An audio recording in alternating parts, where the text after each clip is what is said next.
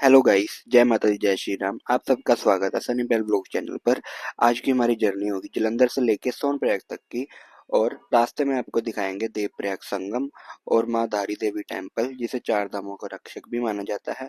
अगर आपने हमारे चैनल को सब्सक्राइब नहीं किया तो सब्सक्राइब कर ले, वीडियो के लास्ट तक बने रहें। सो आओ वीडियो को करते हैं स्टार्ट। सो गाइस, हम सुबह 4 बजे जलंधर से निकले थे और अंधेरा होने के कारण हम वीडियो बना नहीं पाए। सो हमारी जर्नी सुबह की स्टार्ट होती है अम्बाला से। ये है हमारी गाइस टैक्सी। हम अम्बाला में रुके हैं होटल पे ब्रेकफास्ट करने के लिए। ब्रेकफास्ट करने के बाद हम थोड़ा सा टहले, और टहलने के बाद हम निकल पड़े आगे को अपने और जर्नी की तरफ। रास्ते में हम भोले बाबा की भेंटें सुन रहे थे, क्योंकि भेंटें सुनने के साथ सफ़र का मज़ा और भी अलग आ जाता है। और साथ में हम गए पहुंच गए सहारनपुर। हम जहाँ रुके थे उसके साथ बहुत सुंदर नदी भी बह रही थी। हमने थोड़ी देर नदी के किनारे बैठ के फोटोज ली, और लोग इसमें बोटिंग भी कर रहे थे, और देखने के बाद हमें बहुत मज़ा आया। इसके बाद हम आगे निकल पड़े हरिद्वार की तरफ। हरिद्वार में हमने माँ गंगा के दर्शन किए। उसके बाद हम आगे ऋषिकेश की तरफ निकल पड़े।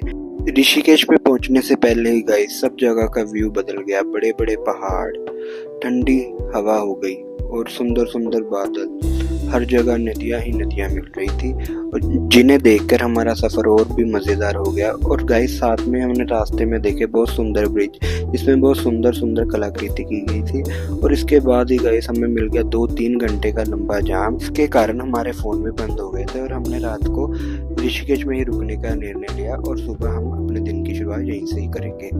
सो गुड मॉर्निंग गाइस, हमने अपने दिन की शुरुआत की है श्री हेमकुंड साहिब गुरुद्वारा में दर्शन करके, और यहाँ से लंगर छिका।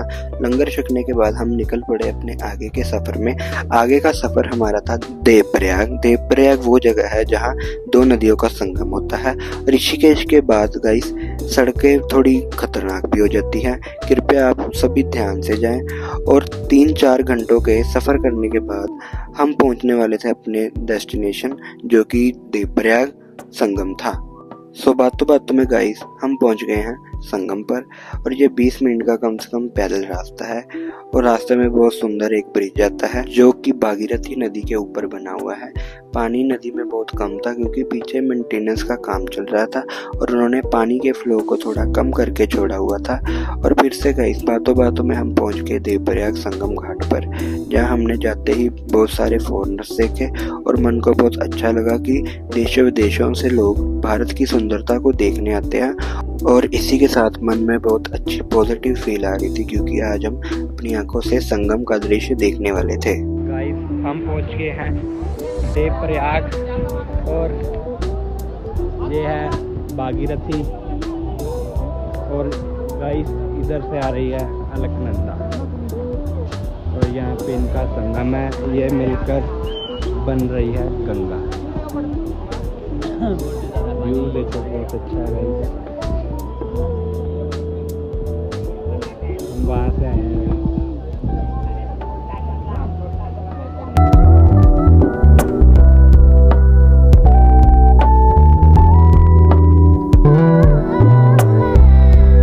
सो गाइस ये है हमारी टीम। हमने संगम पर खड़े होके थोड़ी देर ली फोटोज लेने के बाद ही हम माँ गंगा में चले गए स्नान करने के लिए। गंगा माँ का पानी बहुत ठंडा था।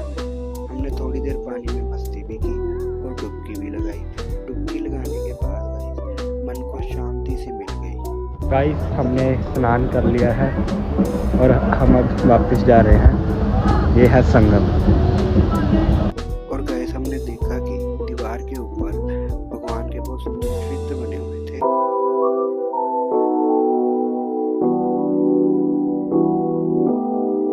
सो 2 घंटे संगम पर बिताने के बाद हम निकल गए माँ धारी देवी की तरफ। माँ धारी देवी का रास्ता बहुत ही खतरनाक भी था, और रास्ते में बहुत जगह लैंडस्लाइड भी हुए पड़े थे, और सामने बहुत सुंदर पहाड़ दिख रहे थे, जिसे देखने के बाद मन में सुकून सा भर उठा। और थोड़ी आगे जाने के बाद हमने वो नदी देखी जिसमें माँ धारी विराजमान है। धीरे धीरे हमारा सफ़र और भी सुंदर होता जा रहा था और धीरे धीरे ठंड भी बढ़ती जा रही थी, क्योंकि हम पहाड़ के ऊपर पहाड़ चलते जा रहे थे। और साथ में हमने मादारी जी के दर्शन भी कर लिए और पहुंचते ही हमने थोड़ी देर नदी के किनारे बैठे। हमें बहुत सुकून सा मिला नदी के किनारे बैठ के, क्योंकि यहाँ से पहाड़ों का दृश्य बहुत ही सुंदर लग रहा था। और गाइस, यहाँ पे आप कीजिए मादारी के दर्शन। ऊपर से दर्शन करने के बाद हम मंदिर की तरफ चल पड़े। मंदिर तक पहुंचने का रास्ता कम से कम 15 मिनट का था और पौराणिक मान्यता के अनुसार माँ धारी देवी जी को 4 धामों का रक्षक माना जाता है। और नीचे पहुंचते ही हमने माँ धारी के बहुत अच्छे दर्शन किए। दर्शन करने के बाद हम मंदिर के साथ वाले ब्रिज पे आ गए और ब्रिज पे आके हमने बहुत सारी फोटोज ली और मंदिर के चारों तरफ का व्यू देखा, जो कि बहुत ही सुंदर लग रहा था। हाँ जी, की हाल चाल दोस्तों। ਆਪਾਂ इस टाइम जी धारी देवी टैंपल ये पीछे जी बहुत सोहना ब्रिज है। अपने छवि भाई आ रहे जी। हाँ जी, की हाल चाल जी दोस्तों। आज ਅਸੀਂ ਆਏ ਆ जय माता दी, जय माता दी। जय माता।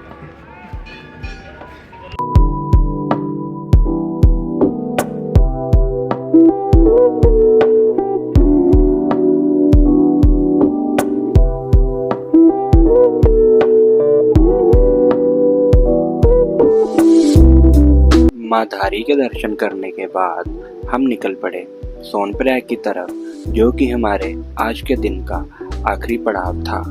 जैसे जैसे हम आगे की ओर बढ़ते जा रहे थे, मौसम और पहाड़ और भी खूबसूरत होते जा रहे थे। इसी के साथ हमने बहुत सुंदर बर्फ के पहाड़ देखे, जिसे देखकर मन और खुश हो उठा। उसके बाद हम नदी के किनारे रुके और यहाँ खाई पहाड़ों वाली मैगी। किनारे पर बैठकर मैगी खाने का अलग ही नज़ारा था। और इसके बाद हम फिर से निकल पड़े सोनप्रयाग की तरफ। शाम हो चुकी थी और अभी सफ़र काफ़ी बड़ा था।